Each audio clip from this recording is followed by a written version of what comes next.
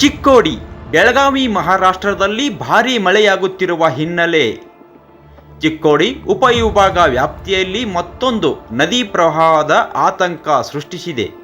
ಭಾವನಸೌದತ್ತಿ ಗ್ರಾಮಕ್ಕೆ ಕೃಷ್ಣಾ ನದಿ ನೀರು ಎಂಟ್ರಿಯಾಗಿದ್ದು, ಇಲ್ಲಿನ ಸುಗಂಧದೇವಿ ದೇವಸ್ಥಾನ ಜಲಾವೃತಗೊಂಡಿದೆ.